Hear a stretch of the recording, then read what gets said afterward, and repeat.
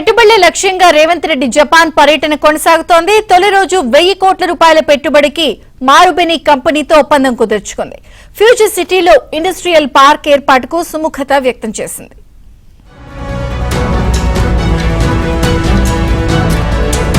తెలంగాణ ముఖ్యమంత్రి రేవంత్ రెడ్డి సారథ్యంలోని ప్రతినిధుల బృందం పర్యటన జపాన్ లో కొనసాగుతోంది. పెట్టుబడులే లక్ష్యంగా ప్రముఖ కంపెనీల ప్రతినిధులతో సమావేశమై ఒప్పందాలు కుదుర్చుకుంటున్నారు. దీనిలో భాగంగా తొలి రోజునే కీలకమైన పెట్టుబడుల ఒప్పందాలు చేసుకుంది. జపాన్ కు చెందిన వ్యాపార దిగ్గజం మారుబెని కంపెనీ తెలంగాణలో పెట్టుబడులు పెట్టేందుకు సుముఖత వ్యక్తం చేసింది.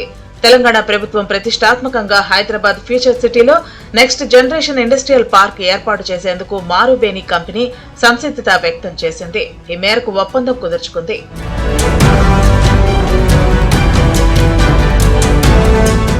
దీనిలో భాగంగా టోక్యోలో మారుబెని కంపెనీ ప్రతినిధులు ముఖ్యమంత్రి రేవంత్ రెడ్డితో భేటీ అయ్యారు. ఇండస్ట్రియల్ పార్క్ ఏర్పాటుకు సంబంధించిన ప్రతిపాదనలు, పెట్టుబడులపై చర్చించారు.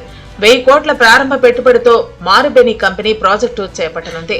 దశలవారీగా ఫ్యూచర్ సిటీలో 600 ఎకరాల్లో ప్రపంచ స్థాయి నెక్స్ట్ జనరేషన్ ఇండస్ట్రియల్ పార్క్ ను అభివృద్ధి చేస్తామని తెలిపింది. ఇందుకు సంబంధించిన లెటర్ ఆఫ్ ఇంటెంట్ పై ముఖ్యమంత్రి సమక్షంలో ప్రభుత్వ అధికారులు, కంపెనీ ప్రతినిధులు సంతకాలు చేశారు.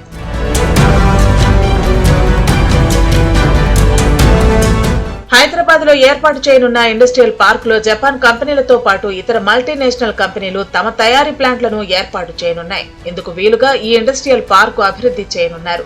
తద్వారా 5000 కోట్లకు పైగా పెట్టుబడులను ఆకర్షించే అవకాశం ఉంది. మారుబెని ఇండస్ట్రియల్ పార్క్ ప్రధానంగా electronics, green pharma, precision engineering, aerospace, defence రంగాలపై దృష్టి పెడుతుంది. అధునాతన తయారీ రంగాల్లో విదేశీ పెట్టుబడులను ఆకర్షించడంతో పాటు నైపుణ్యం కలిగిన ఉపాధి అవకాశాలను సృష్టించాలనే తెలంగాణ లక్ష్యాలకు అనుగుణంగా ఈ ప్రాజెక్టు చేపడుతున్నారు.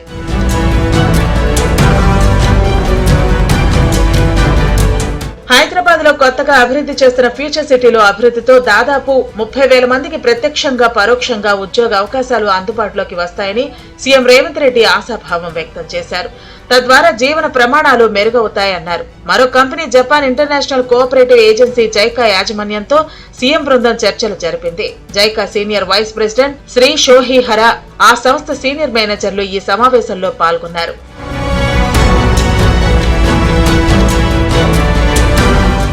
కేంద్ర ప్రభుత్వంతో పాటు రాష్ట్ర ప్రభుత్వం సంయుక్తంగా 24,269 కోట్ల రూపాయల అంచనాలతో చేపట్టనున్న మెట్రో రైలు 2వ దశ ప్రతిపాదనలు ఇప్పటికే కేంద్రం తుది పరిశీలనలో ఉన్నాయని జైకా బృందానికి వివరించారు. ఈ ప్రాజెక్టుకు అవసరమయ్యే వ్యయంలో 48%, 11,693 కోట్ల రుణం అందించి మద్దతు ఇవ్వాలని కోరారు. భారత ప్రభుత్వ విదేశీ రుణ నిబంధనలను రాష్ట్ర ప్రభుత్వం ఖచ్చితంగా పాటిస్తుందన్నారు. మెట్రో, మూసీ పునరుజ్జీవన ప్రాజెక్టుకు, కొత్త రేడియల్ రోడ్లకు నిధులు సమకూర్చాలని ముఖ్యమంత్రి కోరారు. హైదరాబాద్ నగరాన్ని న్యూయార్క్, టోక్యో లాంటి ప్రపంచ నగరాలతో సమానంగా అభివృద్ధి చేయాలనే తన ఆలోచనలను ముఖ్యమంత్రి వారితో పంచుకున్నారు.